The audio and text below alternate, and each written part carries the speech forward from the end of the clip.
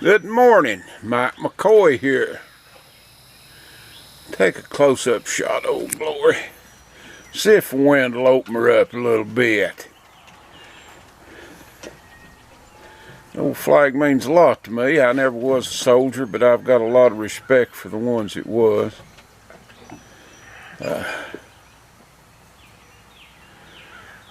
Hey, the reason I get to sit here on this porch and run my mouth and feel safe. So thank you from the bottom of my heart. So, back off a little bit. Look here, there's Skits. He's protecting me. Look around here, buddy. He ain't gonna look at the camera. You know, dog's pretty smart.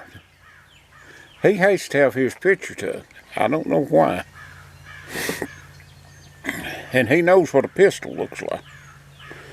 You can come out with a pistol, and buddy, he will get gone in a hurry. I don't know what happened to him before he got involved in my life, but now he don't like a pistol. Long gun, I don't think he pays much attention to, I don't. But, you know, set of ears over there at the porch, that's the old cat.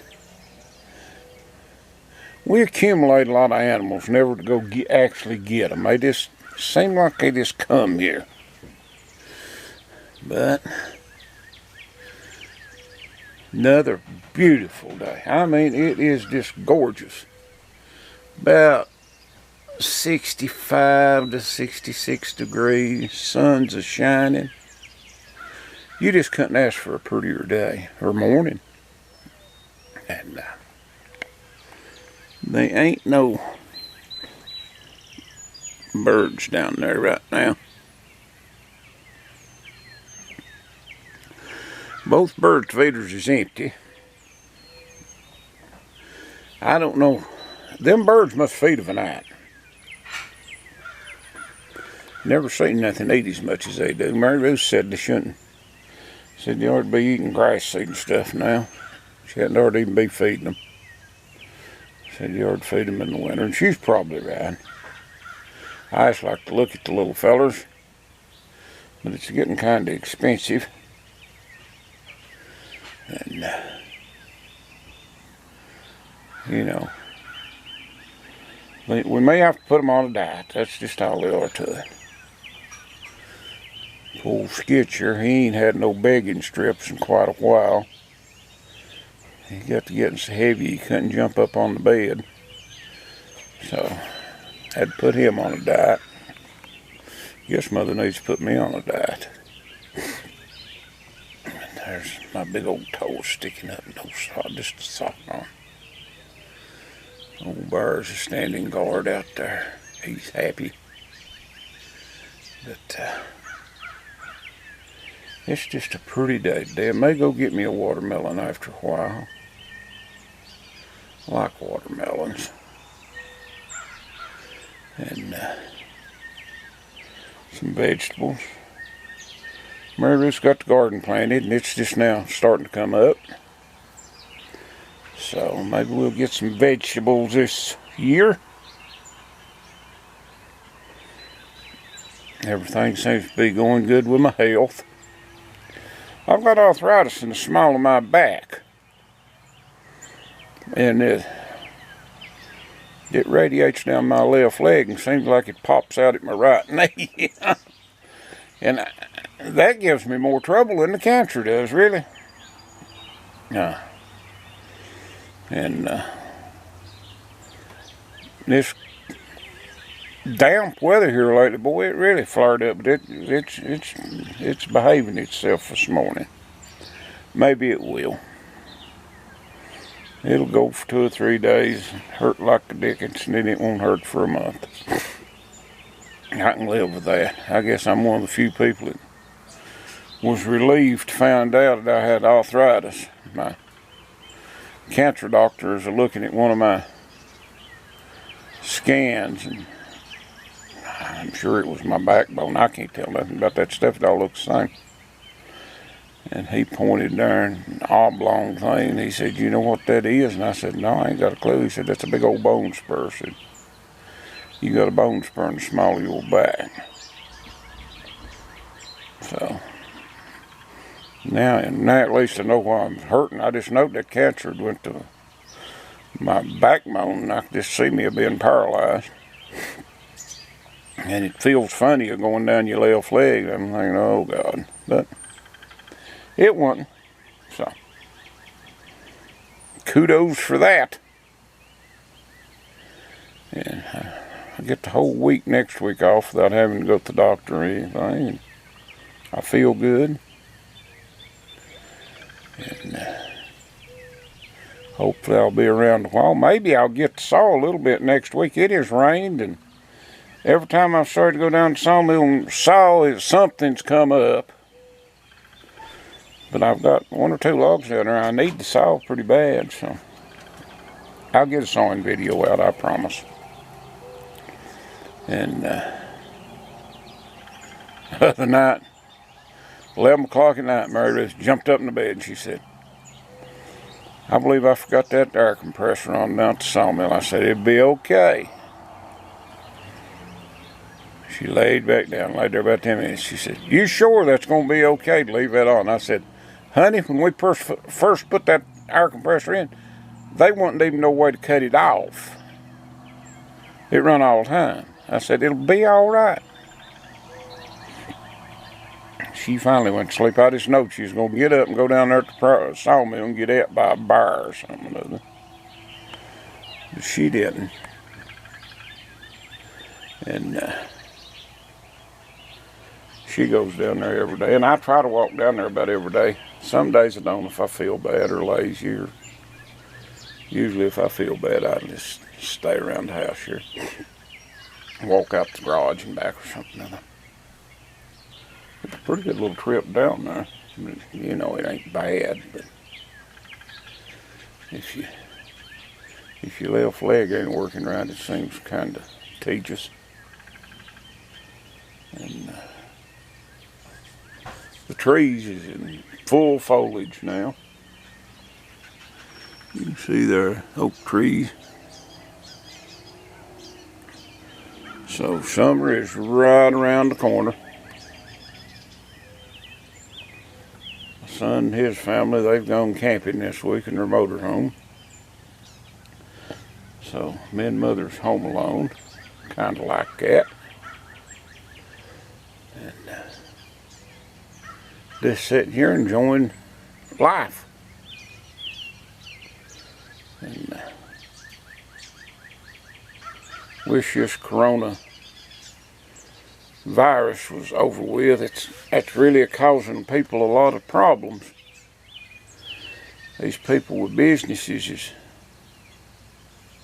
I'm sure, very frustrated. I can just imagine putting your heart and soul into something other than just all of a sudden you see all that slipping away. And the way I look at it, we're going to have to open this country up back sometime. You can't stay shut down forever. We as Americans don't live that way. We never have. We value our freedom.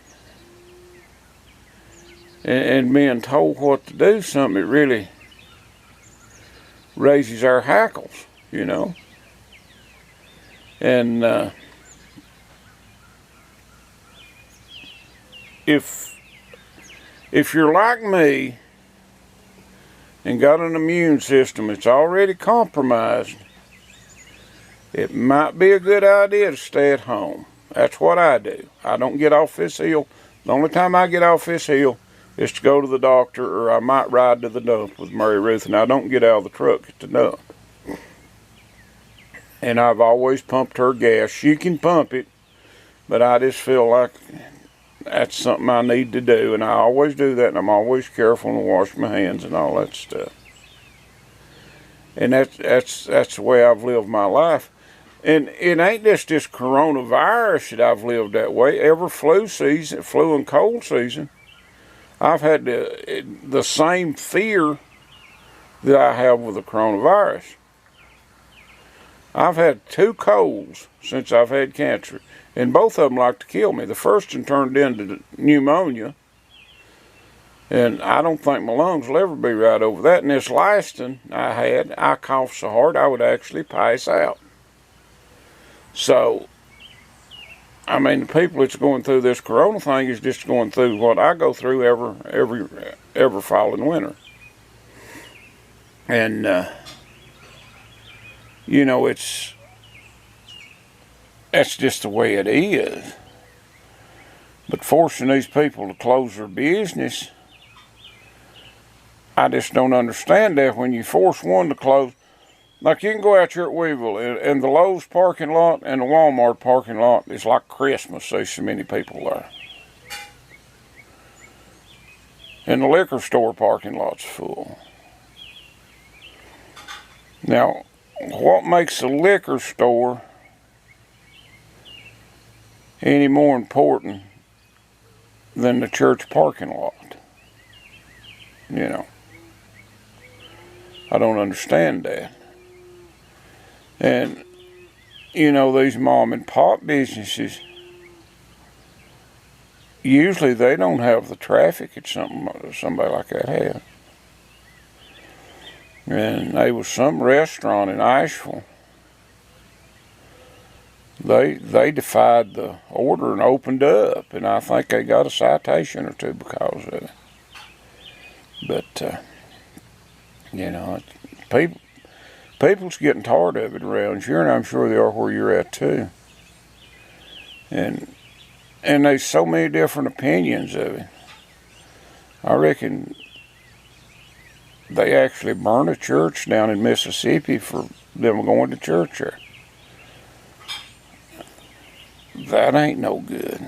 I mean, you start messing with places of worship, that ain't no good. I don't care what your reasoning is, you know. And I mean, if you don't want to go to church, don't go to church, but don't burn the church because somebody else wants to go to church, the way I look at it. And you know, these businesses, if they want to open up and serve meals and stuff, if they do it in a sensible manner, I don't see why they can't.